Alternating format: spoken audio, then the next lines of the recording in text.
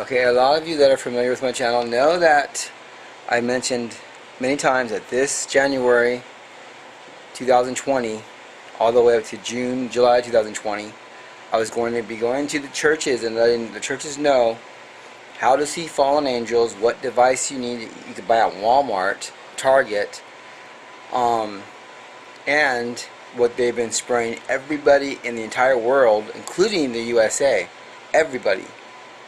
Mothers, fathers, grandmothers, grandfathers, uncles, aunts, nieces, nephews, your entire family, your children, your little kids, and your babies. Everybody out there, every family out there has been under this attack. And I'm a victim of gang stalking, which is organized stalking by the military, the US military. They're running these black ops programs against we the people. And this is very, very, very, very, very, very, very, very, very serious and very, very, very, very, very, very, very scary. Now I'm going to point out the Perps homes, and I put a video up pointing out the Perps homes, and I'm going to tell you what happened basically in a brief testimony, because what they're trying to do is they're trying to frame me and railroad me and send me off to prison. Basically, I am saying that I have been pushed to the point of not even functioning correctly, where I'm so scattered. My apartment is tore up from the floor up. I've never lived like this, and it's because of the trauma that I'm in, the trauma I'm going through from the dramatic events. I mean, crimes against humanity, attempted murder many times, stalking. They've been stalking me, crashing into my cars, just horrible, horrific crimes. And against a lot of you out there on YouTube, I've seen a lot of you victims out there too as well. Now this house here is my new neighbor, and what happened with this house is we had really good neighbors. We only have on both sides of the house it's condos, and on the other side of the house going south is a house. Now the neighbors that lived here before were really nice. It was Evan and his mom and dad, and Evan's about my age, 49, 47 around there. I'm 49, and they're really nice people. When they moved out a couple years ago, they had workers work on the house, and when I'm outside pulling weeds, the workers kept telling me they were going to gangbang me. They're going to gangbang me. At that time, there were about 50 military men a day following me on the freeway. And I mean like a group. I don't mean like 50 here and there. I mean 50 in a group. Anywhere from 20 to 50 per day. And then when I'm on the small roads, I had at least 6 or 7 at every intersection I'm at. Basically is what I've seen. Now the workers said they were going to gangbang me, and the military that were stalking me began to change into people that resembled gang members. Not that they were actually gang members. It's actually COINTEL. It's actually undercover CIA. These are hardcore thugs that will murder people in cold blood. They have black ops programs where they're going around secretly killing people, like the Patriot Act. Okay, but look at this, and there's evidence on that. So that's the house there. The neighbors that moved in there now, they moved in about, I don't know, was it a year ago or 9 months ago? They started throwing parties around April, May of 2019. And they would worship the devil. They would say "Hail Satan," and they'd have chants and stuff. And a lot of them are military men when they visit. The people that live there are supposed to be the owners of some restaurant chain, but the visitors are like military people. And they have these big parties in the backyard where they say "Hail Satan" and blah blah blah, and they yell up to my studio apartment, which is right next to their backyard. They yell up saying, "Anthony, we're going to kill you. Anthony, we're going to get you. We're coming to get you. Anthony, we're coming in your house tonight." Over and over and over and over and over, this went on. Plus, they have a treehouse in their backyard, and they've been climbing through the treehouse in their backyard over the fence onto my roof at night to tap on the windows and to do all kinds of intimidation. Besides, not only that, but it looks like they've been pumping something through the pipes on top of my roof. I have video where there's like this black oily gunk on the pipes, that whatever those things are on the roof, that the steam come out from the stove and the vents, and That stuff that is on all over the pipes that was never there before, suddenly it's all over them, is inside my apartment everywhere. And that stuff is a military-grade nanotech. Going through my apartment, eating up my floors, burning my skin, and it's inside my aunt's house. And she's a retired school principal for the San Diego School District. Now they surrounded my aunt's property, and they're running these illegal black programs on my family, basically.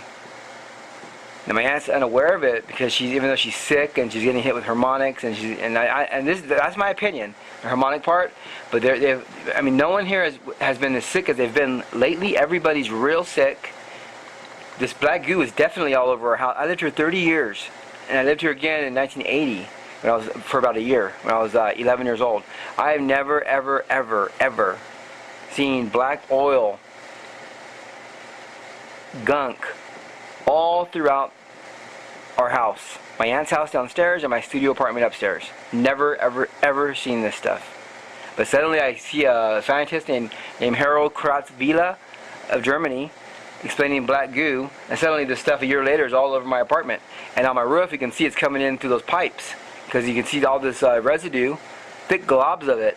And my neighbor's been caught up there a few times, hopping over my fence back to their treehouse. And why don't I call the cops? Because last time I called the police, they tried to cover up a murder. When the military men in the condos next door to me, let me show you the condos. Okay? These condos right here next door to me, military men. I came home from a counseling session, and I was walking up my steps, and in the back by the security gate were these two huge buff Marines talking to some smaller dude, and he pointed at me, and they both looked at me and shook their head yes, and gave me a dirty, dirty mad dog look, a mean look. That night I caught them in my backyard trying to crawl through my back window to get inside my apartment to murder me and my brother. And when I called the police department, someone hacked in the phone at 3:20 a.m. on April 18, 2017, during a 911 phone call. Somebody hacked in while the phone's still ringing to 911 and said, "No one's going to help you. We're coming to get you tonight. You're on your own." The San Diego Police Department came out for the second time that night at 3:20 a.m. I had called previously at 1 a.m. and they did nothing but left. The second time they came out, there were 7 of them. There were more of them, but they refused to look behind my studio apartment with their flashlights. I had to beg them for 25-30 minutes. When they finally looked behind my studio apartment, they said, "There's no one back there, but I can't look." They knew there were perpetrators back there because they wouldn't let me look, and they told me to go back upstairs. If I call again, I'm going to jail. And to prove it's real, at around 4:30 a.m., 4:45 a.m., me and my brother both heard one of the perpetrators run out of our backyard, down our driveway, and off into the streets of the night. Now that's just a half of it. That's just a part of the story. Not even a half. That's a tiny piece of the story. Piece of the puzzle, if you will. They've been terrorizing me, getting violent with me, death threats, crashing into my cars, broken into my apartment, stole property, hacked into all my accounts, hacked into my computer. They had a friend come over here around 6 months ago, a year ago, named Yvette. It was one of my friends, and it happened to be one of their friends. It was one of my friends, and it was a person that's working with them. And she hacked into my computer and opened up Windows. So now this person on my computer, whoever this is, E521, has been uploading all of my files and downloading files, and I'm too afraid to even look on what's even going on. So they're in my computer, they've been in my accounts, they crashed into my cars, they broke into my apartment, they tried sneaking in my back window on April 18, 2017. They tried coming here a different day, handshaking me, I got sick, so I really believe it was poison.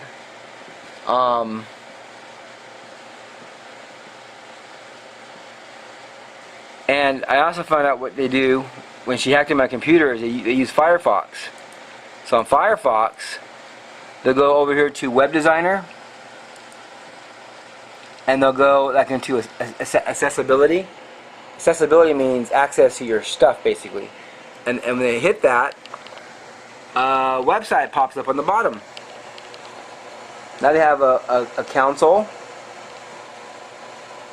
They have this entire, look at this thing.